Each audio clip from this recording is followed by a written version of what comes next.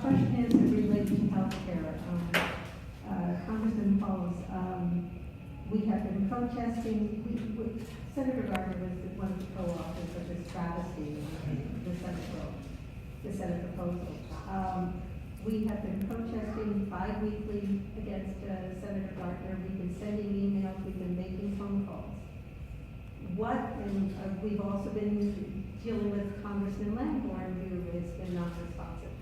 Is there anything else we can be doing to get through to these people and try to sway them, to get them to realize that they need to represent all of us, not just the extreme right wing of the Republican Party? Yeah, those are the two, because those are the two people who work for you, and along with Senator Bennett, who will be doing the right thing. So, and certainly call and encourage him and standing strong for healthcare. But Senator Gardner and Representative Lamborn, yeah, it's a tough deck to be dealt, isn't it? But it also means we'll have the opportunity in future elections to up the quality of our representation. But absolutely, that has an impact. The calls, the letters, showing up, all of those things. I credit you, and you personally as part of it, but certainly people across the country who have been part of this renewed civic activism at our success in delaying the repeal of the Affordable Care Act thus far. That it didn't happen before. It wouldn't have happened. They would have passed it by now, if not for the letters and calls and marches and visits. So it's working. We're not done. We stopped them in the House once. They came back and did it. That's what we're worried they're going to do in the Senate. They're at this point in some closed room somewhere, carving out sweetheart deals for this person or that person, and they're going to try again. And we need to make sure that we are there. And again, beyond what you're doing, expand the activism, letters to the editor, sharing things on your social media, all of those things mobilize others. The good news in terms of trying to get, for instance, Representative Lamborn imposed is it has significant opponents on the right. Many conservative, in fact, the majority of Republicans don't like the Republican Washington replacement for the Affordable Care Act. So I would think he's under a lot of pressure from both sides. And hopefully we can get more of them to step up and do the right thing and say, let's start from scratch, folks. If you want to talk about ripping the Affordable Care Act, Democrats are happy to do that. I introduced 3 amendments to do that. I have 6 bills I co-sponsor with. We're happy to do that. But if you're saying repeal and replace it with something worse, we're not going to get into this debate of do we cover 22 million less people or 19 million less people. No. We're going to have a discussion of how many more people we can cover. Then we'll talk.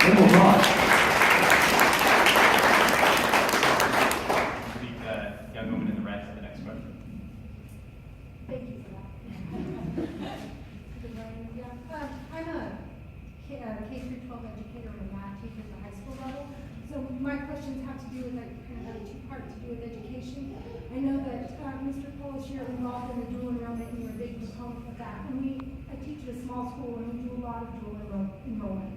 And all 3 of my children got through a lot of their college using dual enrollment. How are you going to increase and encourage schools to have access to this resource? And then the second part of my question, again, I work in a rural school district. We've made a lot of strides in getting internet out to the schools in these rural school districts. What is, in my classrooms, what I see that a lot of students that still don't have access to internet. So while they do at school, they don't at their homes. And they're fairly limited in some of the activities that they can participate in. Versus kids who have the internet. So are there any plans, are there any ideas that that you're working on to secure internet access for our rural school districts? So for those of you who aren't following, dual enrollment programs, which are growing in our state, are a terrific way to do a couple of things. One, significantly reduce the cost of college for kids, because a kid can enter college with 1 or even 2 years completed. And if they enter college and only have 2 years to finish it off, that saves 50%. In addition, it can be wonderful, especially for first-generation college goers, to show that they can achieve at the college level while they're in that high school environment. If they don't have a family legacy of going to college, if they know one of their family's done it, wow, I did a college course. Perhaps they got onto the community college campus over Pikes Peak and they were able to get it done in that environment. it shows that they can accomplish it. So what to do to even enhance those opportunities further? At the federal level, under ESSA, which I helped co-author and replace No Child Left Behind, we allowed uses of funding for dual and concurrent enrollment from the K-12 side. We're now working on the higher education authorization to try to provide some funding both at community college and the four-year level to do the outreach and kind of plan those contracts and relationships from that side. It's all locally driven, as you know, and some community colleges and 4 years are better at partnering than others. In terms of the general system, another thing that we can do better is making sure the alignment works, so that every course that somebody takes through dual and concurrent enrollment directly counts towards a 4-year degree, or it could be a 2-year certificate or vocational degree too, if that's what the student wants. And that there's not any courses that are kind of extraneous to that set. So that involves a statewide discussion about making sure that all of them are, of course, able to be transferred, which they are, but more importantly, aligned to meet the degree requirements of our 4-year universities and our 2-year community colleges. So I'm very excited about that opportunity. We have some high schools here in Colorado that actually every student is expected to get an associate's degree at the time of graduation. Colorado Community College, there's a number of district schools that are Denver runs, there's some charter schools, there's a number of schools that do this. I think it's a very exciting model, and it also can work in our comprehensive high schools as a track where students can get an associate's degree concurrent with their high school diploma, even if it requires a 5th year of high school, which is fine, because that's free to the parents, and there may be a small out-of-pocket cost for textbooks or transportation, but basically there's no tuition, which is really exciting. So I think it's an exciting time for dual and concurrent enrollment, and it's one of the biggest substantial things that we can do to reduce the cost of college. Got a question over here. Rural broadband, by the way, has to include as part of infrastructure, by the way. So if we can't talk about infrastructure without talking about rural broadband and access. Because it's really 21st century infrastructure we're talking about. Sure, there's bridges and roads, that's a big part of it, but it is also access and rural broadband. In listening to the various conversations about repeal and replace the ACA, it seemed to me that the 7 years worth of repeal was because it was too expensive, and that somehow we had to make it less expensive, healthcare less expensive. Yet for the last 6 months or so, as the debate has been going on, the debate seems less about how to make healthcare less expensive and all about who's going to pay. So is it the poor that are going to pay more or get kicked off Medicare? Is it the rich that are going to pay less through more subsidies or tax refunds or whatever? But it's about who's going to pay, not how to make it less expensive. And yet, healthcare keeps going up, and unless we make it less expensive, all of us are going to pay more. You can't get around paying more if the cost of healthcare keeps going up.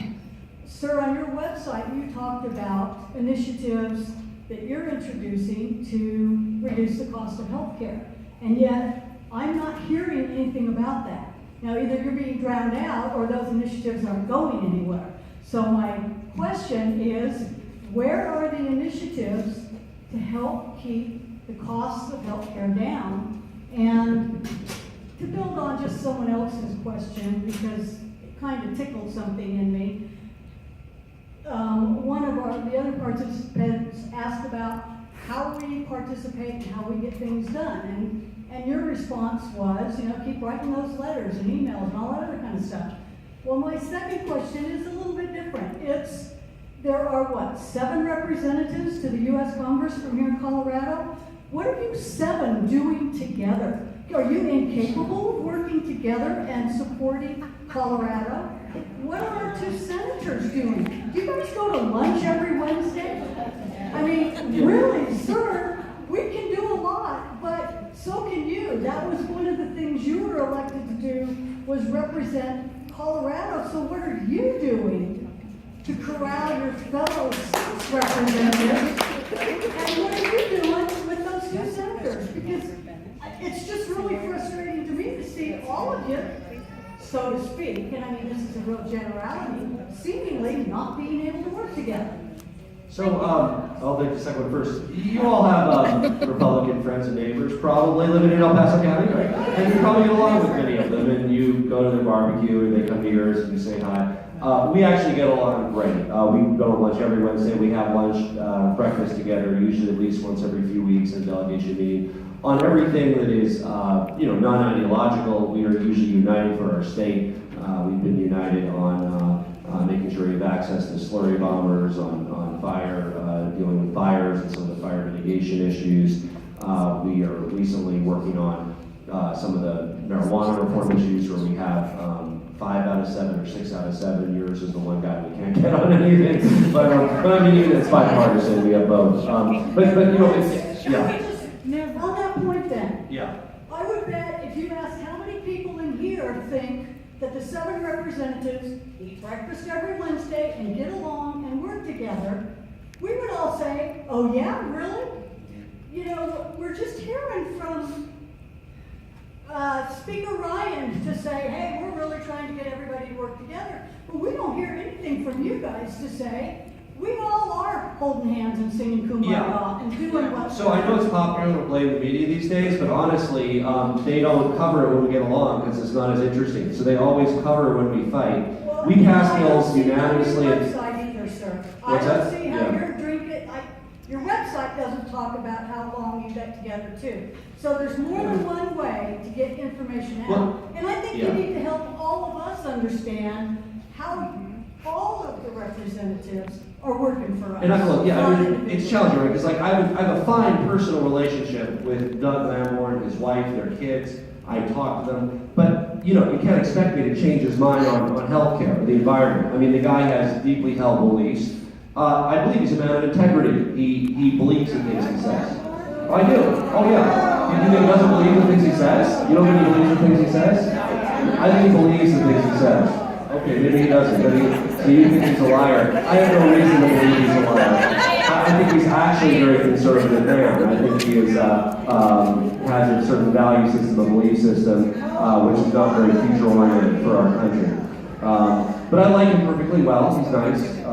But I'm not going to be able to convince him on those issues. But when I can get him to join our statewide coalitions, when all 7 of us, or with our 2 senators, all 9 of us, sign certain things, we actually are able to bring him along on a number of issues, or at least 6 or 7 of us. So we do get along fairly regularly, specifically on ideas on reducing costs on healthcare. This is really important because it's what the Democrats didn't do enough of when we passed the Affordable Care Act. It's what the Republicans also aren't doing anything of in their repeal. And there is, among the rank and file, meaning Democrats and Republicans in Congress, a real desire to work together on these measures once we stop this kind of overarching repeal. So for instance, and if you were looking at my website, you probably saw some of the things that I offered, requiring pricing transparency from providers. I offered an amendment to do that, saying that the price has to be disclosed for how much they're charging for different procedures, which is one of the failures of the market mechanism of containment rates. Another one allowing reimportation of prescription drugs.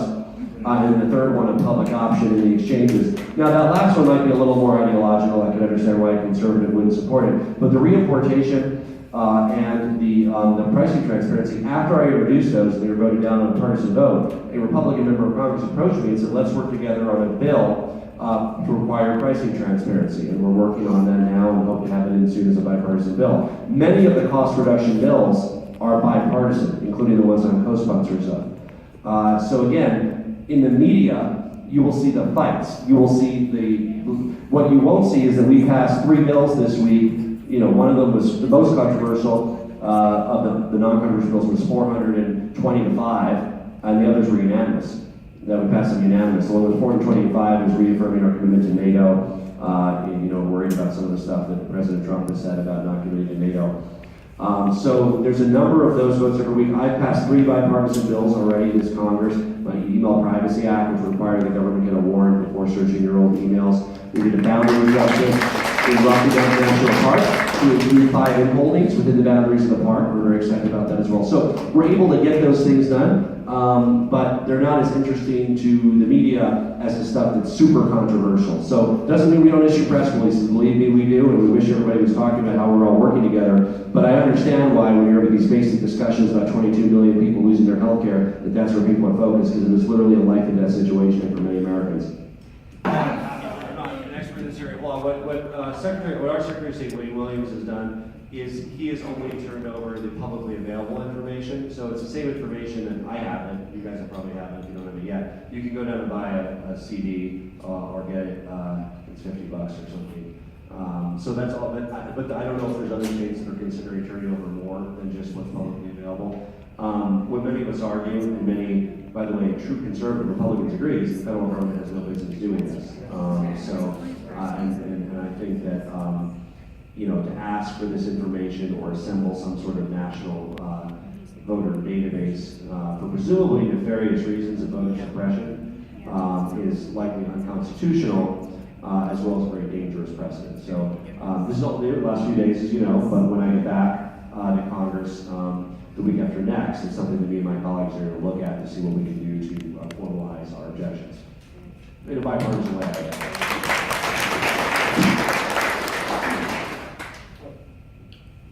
Hey, thanks for being here. I have a question pertaining to housing. In recent years, Colorado's economy has gotten a lot stronger, but like many areas of the country, that's true. Our stock of housing hasn't really kept up with that increase, and many of our best jobs are in our urban centers. How do we make those urban centers where those jobs are more affordable, and how do we prevent the market from pricing people out who live there now?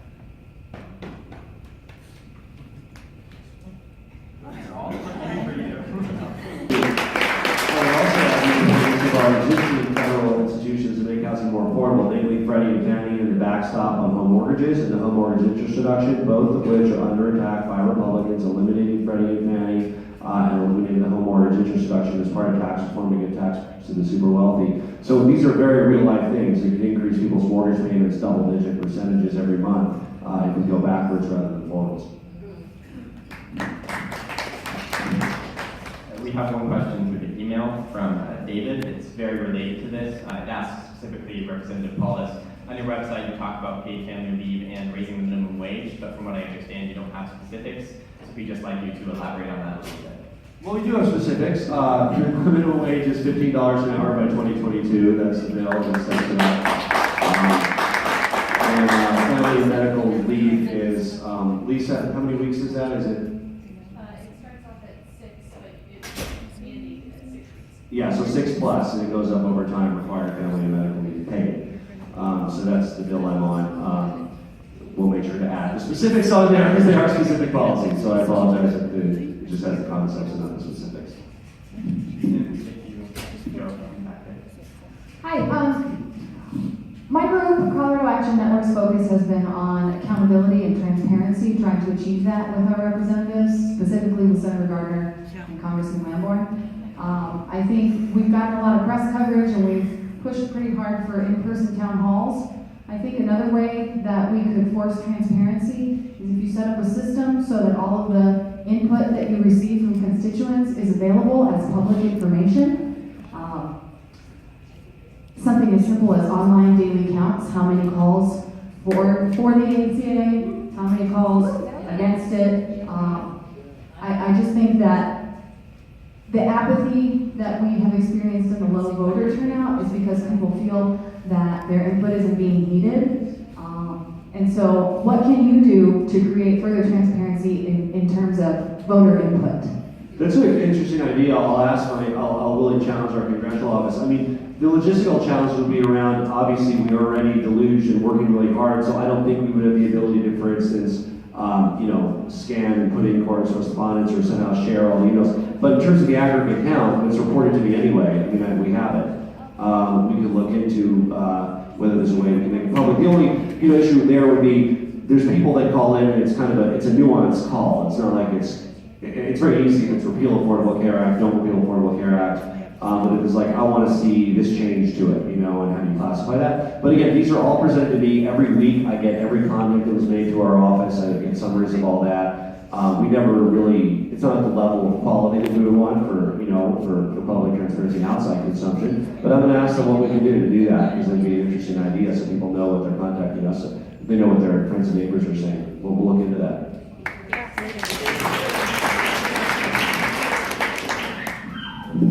Jacob, do you have a question? Yeah. I do. Hi, thanks. So I really appreciate what you said about the man of integrity from District 5, and I believe that too, that people are in it for the right reasons. And I wanted to come back to you, ladies, and thank you so much for running. I think it's a really abrasive and tough time.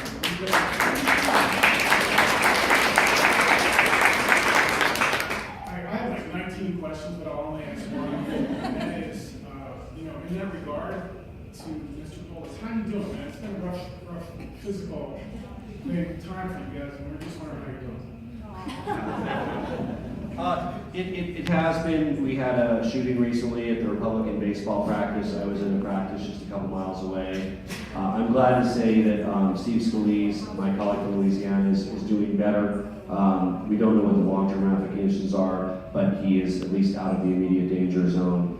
It could have been much worse, but for the heroic actions of the Capitol Police, several of which were also are in recovery. I got to, one of them joined the addition to the baseball game, women's softball game a week later, and so she was wheeled onto the field. One of the Capitol Police took fire. But the civil environment is tough. I mean, it's I'd say we, more than years ago, we worry about security. We worry about the rhetoric that's being used out there, and not what it means to most people, but what it means to somebody who might be a little unhinged anyway, and in hearing that kind of rhetoric can set them, into an action that's scary. But I'm doing fine, I really am, and I think by and large, it's causing people to kind of take a step back and hopefully re-examine the kind of rhetoric that others have used in our body. But thank you for asking, because obviously taking care, and you'll find this when you win your office, taking care of your own personal health and wellness, mental and physical and spiritual, is a very important part, probably the most important part of being an effective representative. So maybe hopefully you do that when you win. Real quick, if you don't mind, we do have one more question by email that I wanted to ask, especially because it's related to the environment. In 2014, you initially supported 2 initiatives which would make fracking more difficult. You dropped your support. It was widely reported you were pressured by Senator Bennett and Governor Hickenlooper and ex-Senator Udall. Since then, you've gone back to what I think is the obvious right side of the issue and indeed promised for 100% renewable by 2035, which my organization is very happy with. I'd just like to know what was the decision-making behind that shift and if you would have made it again today.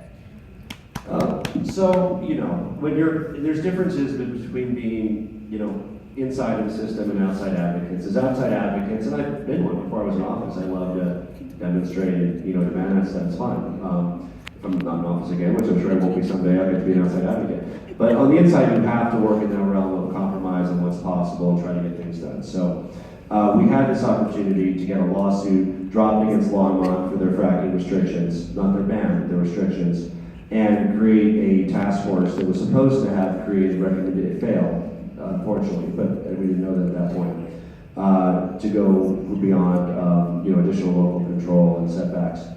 And given the difficulty of passing any kind of initiative in this state, that seemed like that made a lot of sense. Unfortunately, the issue is still unresolved.